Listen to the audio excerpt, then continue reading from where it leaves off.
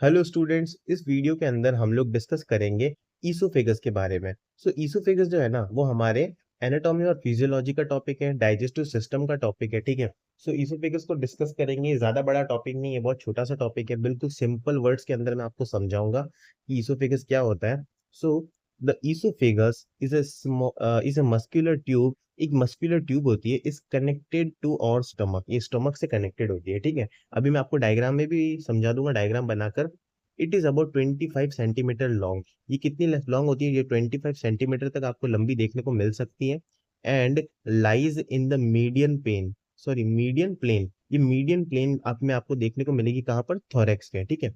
In the front of the vertebral column. ये vertebral column के front में आपको देखने को मिलेगी कहाँ पर? Behind the trachea. ट्रैकिया के जस्ट बिहाइंड। ठीक है।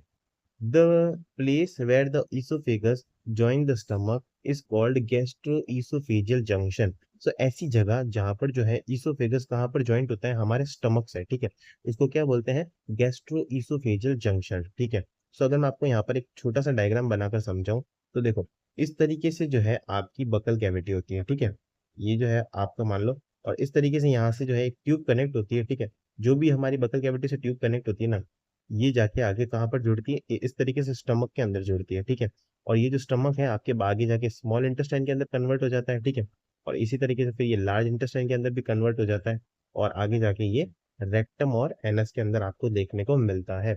ये जो ट्यूब है ना हमारी बकल कैविटी से कनेक्टेड है और स्टमक से जुड़ी हुई है। इसी ट्यूब को हम लोग बोलते हैं ईसोफेगस। ठीक है। ईसोफेगस क्या होता है? ये यही ट्यूब होती है जो कि हमारी जो बकल कैविटी है वहां से हमारे स्टमक तक कनेक्टेड होती है।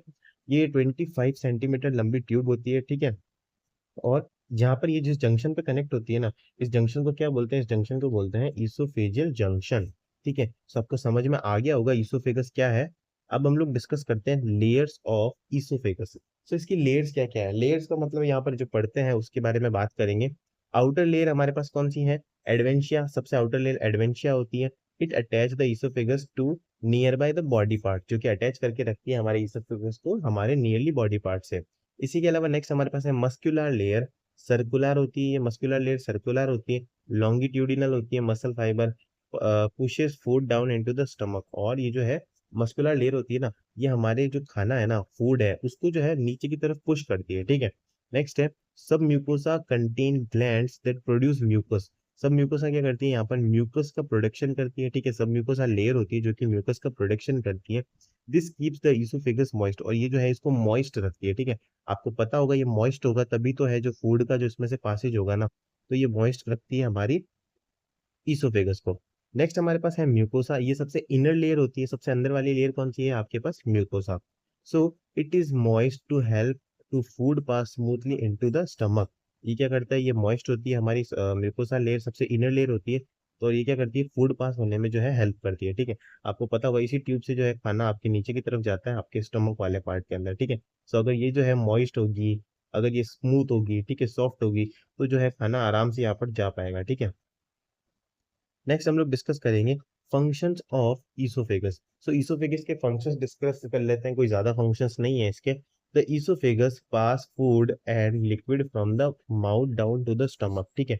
ईसोफेगस से क्या चीज होती है कि जो हमारा फूड है ना वो पास करता है या नीचे की तरफ जाता है हमारे माउथ से लेकर के स्टमक तक। ठीक है। जैसे कि आपको बताया ही था मैंने कि आपको पता होगा कि देखो माउथ जो होता है ना, ये इस तरीके से मान लो आपकी बकल कैविटी यहाँ माउथ से लेकर के ये सीधा इसोफेगस जाके हमारे स्टमक से कनेक्टेड है। ठीक है। ये जो माउथ वाला पार्ट है यहाँ से लेकर के जो स्टमक वाला पार्ट है वहां पर ये फूड को लेकर के जा रहा है। इसीलिए इसके फंक्शंस के अंदर इसको डिस्क्राइब कर दिया मैंने। नेक्स्ट है this is accomplishment by the periodic contraction. अब ये पीरियोडिक कॉन्ट्रैक्शन या फिर जिसको हम लोग बोलते हैं पेरिस्टालसिस। ठीक है। मैं आपको समझाऊंगा इसका भी मतलब क्या है। देखो पीरियोडिक कॉन्ट्रैक्शन का क्या मतलब होता है? वन बाय वन पूरे पार्ट के अंदर कॉन्ट्रैक्शन हो रहा। ठीक है। उसके बारे में मैं आपको समझाऊंगा। The cardiac sphincter relax to allow the food to pass into the stomach. Also it prevent reflux of gastric acid into the oesophagus. मैं आपको इस पॉइंट को अच्छे से समझाता हूँ, एक बार ध्यान से आप लोग देखना। देखो यहाँ पर ये कहना चाह रहा है कि अगर मैं आपको यहाँ पर नीचे की तरफ थोड़ा सा यहाँ पर बना के बताऊँ एक डायग्राम से, देखो इस तरीके से आपकी बक्कल कैविटी है। ठीक है। थोड़ा ठीक से नहीं बना है, आप लोग समझ जाना। ये आपके माउथ से लेकर के यहाँ तक मान लो ये आपके कनेक्टेड है स्टमक से। ठीक है। इसको तो हमने बोल दिया ईसोफेगस, ठीक है। ये आपका कौन सा पार्ट हो गया? ये हो गया हमारा ईसोफेगस वाला पार्ट। इसको हमने बोल दिया स्टमक। अब हमारे चैनल के ऊपर हमने एक स्टमक पे एक वीडियो बना रखी है, आप जाकर देख भी सकते हो।